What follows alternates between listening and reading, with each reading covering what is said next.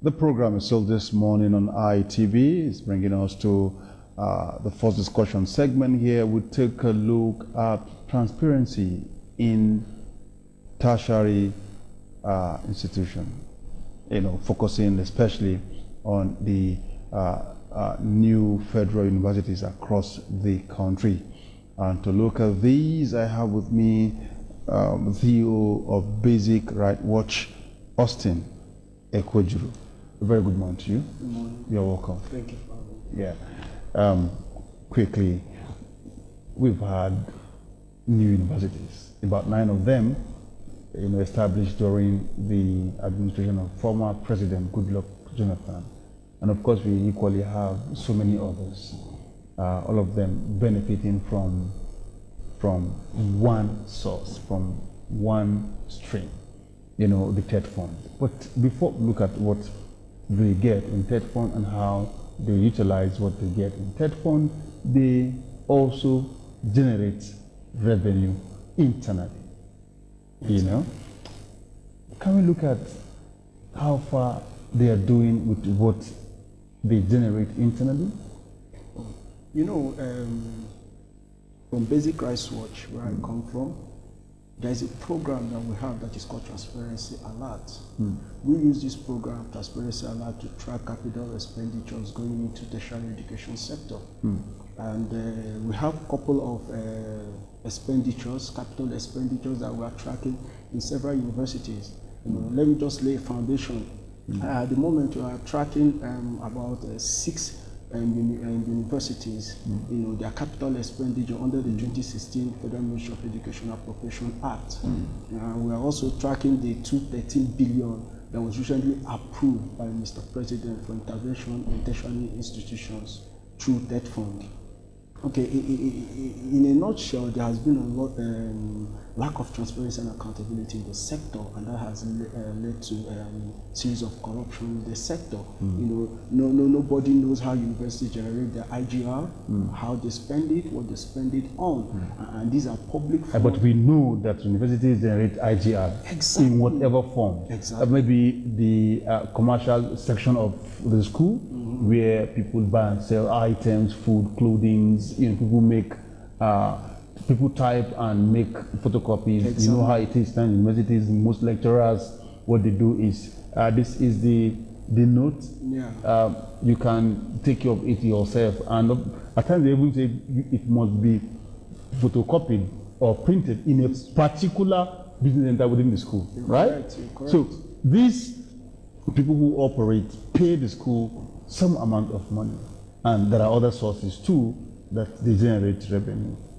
What are they doing with this money, in your own thinking? That's the problem. Nobody knows. There's a lot of ambiguity and secrecy around the whole spending. Secrecy? Yes, nobody knows, because these are public funds, and by right they should be in the public domain. People should actually know that you generated so and so revenue this year, and this is what you're spending it on. Because when citizens are not informed about all these things, they cannot be active, they can't be able to track these funds. You understand? That's why the civil society are calling out that university management, the vice chancellor, they should endeavor to put all these funds, no matter how small, because they are public funds, they should be in the public, they should be held accountable on how they spend. Because most when these vice chancellors know that people know about these funds, we know that you generated so and so fund this year, people know, they will be very cautious on how to spend this money, and they will spend wisely and account for the money that they are spending. So that is why we are trying to ensure that there is serious transparency and accountability in the sector, so that the IGR could be in the open. People should know this is what you generated and this is what you spend the money on. But when it comes to tracking how these monies are generated, and especially how they are spent, how far have you gone with that? As someone who has an eye, on the transparent nature of spending in tertiary institutions. Like I said in the introduction, it hasn't been so easy. You understand? But it's a process. You understand? For an instance, just like the open NANS, you understand? It took about 3 years. I'm not saying this is going to take 3 years, but I'm saying it's a process. You understand? We started the engagement. You understand? That is the role of the civil society, to engage. You understand? We started the engagement, we started the contact, we started writing a FOIA request, demanding for information, asking for, creating awareness around the funds. Because even the students and the lecturers, non-academic staff, so far you're in that community, once you are aware, you understand, of so and so fund that is, that the school has generated, the school will be, they will be. Yeah, but the students will be restricted to their business with SUG. Exactly. Yes, you have no business with how the funds of the school is being spent. If you need to ask anything, it should be in where you have jurisdiction, which is the student union government. Yeah, that is true. You're correct. But at the same time, it will trigger a conversation. It will trigger a conversation, you understand? So by the time we start talking about it, just like as we are using the traditional media now, just like as we are discussing this, using the social media to engage students, engage the public, telling them about this, because the truth of the matter is that the decay, the corruption in the tertiary education system doesn't only affect the students, it affects the lecturers as well. So if you say the students don't have business, in asking questions about an issue that affects... No, what I'm saying is, the authority of the school will tell the students you have no business here. But why would they say that? It's public fund. We have seen so many SUG presidents that were dethroned. Yeah. Some were sacked, some even penalized for nosing into the activities of the school authority. That is the problem we are seeing in that sector. But I know by the time we start engaging with them and triggering conversation over all these issues, all these series of corruption in the sector, it will really help. And the students, they have a big role to play. You understand? They have a big role to play. It's not only about the students' union government, but at the same time, all the students, if an institution has about 36,000 students, and maybe at least 5 or 10,000 students or students in that institution are talking about it on the social media, you understand? And on our own part as civil society organization, we are also discussing it using traditional media and all that. So it will really help. Now, in the course of, when we do these findings, we rely strictly on the FOI, Act, of course, to demand for information, and after that we scrutinize how easy it is to use the FOI Act to get information.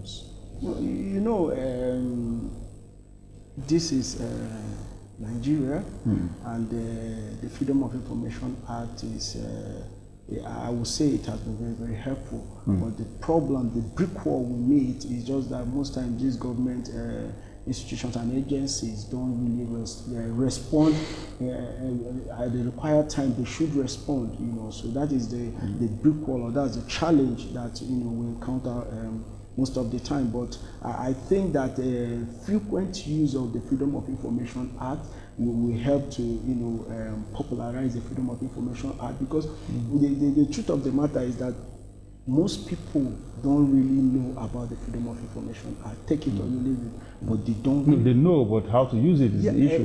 But that's also another point. You understand? But the more we keep creating awareness around the Freedom of Information Act, telling people you can actually use this, that a citizen, an individual can actually ask even his governor questions, you understand, using the Freedom of Information, leveraging on the Freedom of Information Act, and asking your governor questions. How did you do this? How did you do that? Do you understand? So by the time we create awareness around the Freedom of Information Act, and those in authority, you also know that yes, these people know they are right. You understand? Because most times they believe that the citizens don't even know they are right. They don't even know what they are asking. You understand? And that goes again to also tell the citizens to try as much as possible to look at the act, you understand, and know what it entails, you understand, so that you know, asking the proper question, when you should ask question, and how you should direct it. Okay, let's move now to another area of this discussion, of course, we've been looking at the alleged financial misconduct in some tertiary institutions, and we know that recently the Minister of Education, Malam Adamu Adamu, set up a committee to investigate about 3 universities, who have been alleged to have misused the resources meant for the school. Based on that, can we look at the workings of the TED Fund, by an act, they're charged with the responsibility of doling out, funds to tertiary institutions, of course, federal government universities, primarily on, erecting structures and some other, infrastructure are required for these various schools. A quick analysis of that. Yeah, the disbursement of cash from funds from TED Fund hasn't been so clear. You understand? In the past, we've seen. What do you mean by clear? Yeah, what I mean is that you don't know when these funds are disbursed? We only hear when the funds are released or approved. You understand? But when they are disbursed to these tertiary institutions, nobody knows. Because just like my organization, when we discovered that Mr. President approved 213 billion, the money was actually budgeted in 2016 to be disbursed in 2017. So when we got a wind of that the president approved this fund, we started doing a lot of research, seeking information around it. But when we now discovered that there was an approval, we wrote to TED Fund, 29th of March, using the FOI request, seeking for information, because the truth is that the proposals from the tertiary institutions to TED Fund, requesting for these funds are not in the public domain, but they should be. The work plans for assessing these funds are not in the public domain.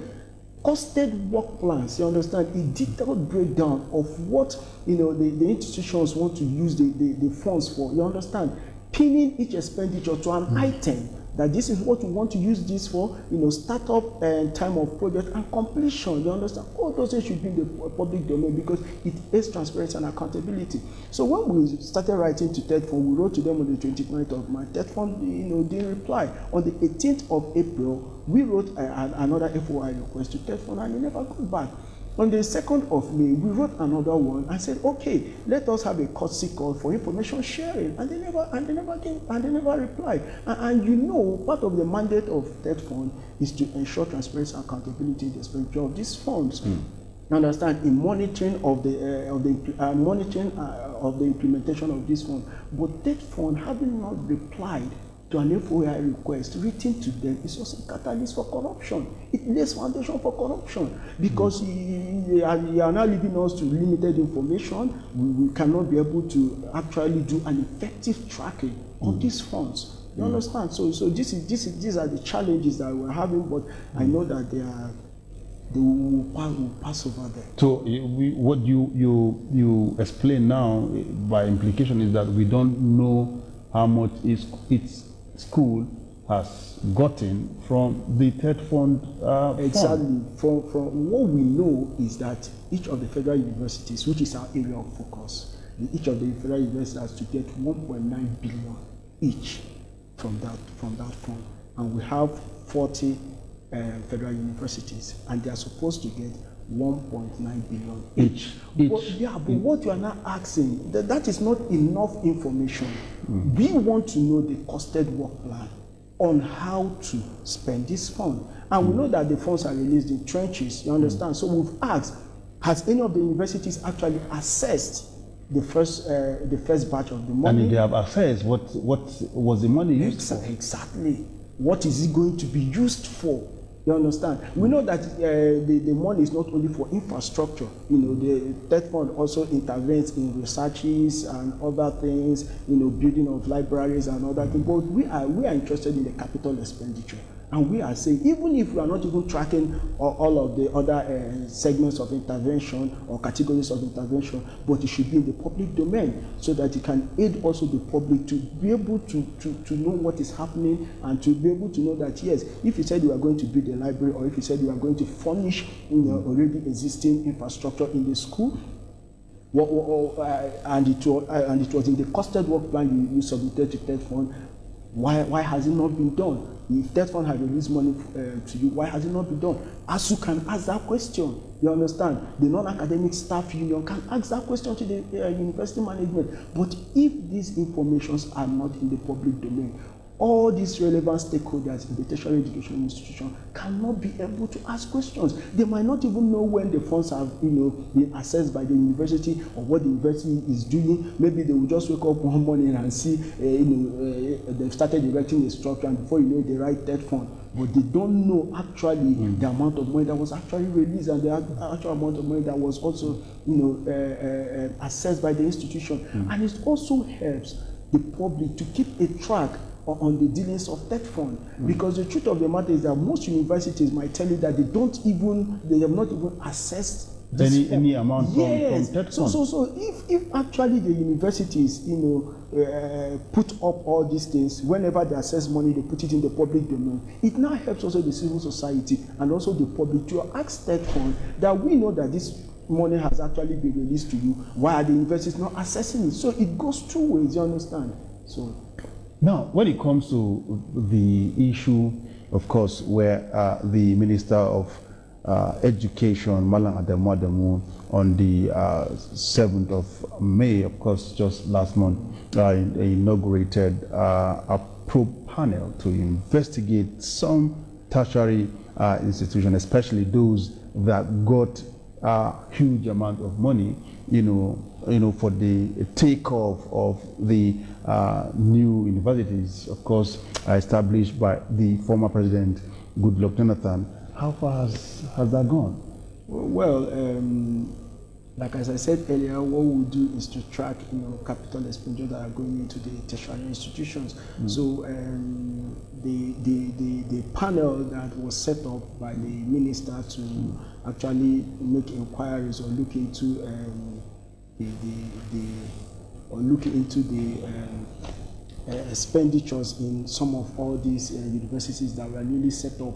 I think it's ongoing, but what we expect to hear at the end of the day is for them to be, to actually come up with, a detailed finding. Yeah, exactly. That's the right word. Detailed finding around what is happening, and if actually the whole thing was not transparent, and some of these institutions or some of the money that were appropriated for these new universities were not duly spent, the people involved should face the music. They should be prosecuted. That will be a deterrent for other institutions. Do you understand? So that is what we expect to hear. Now, what confidence do you have in that probe panel? I'm from the civil society organization. You understand?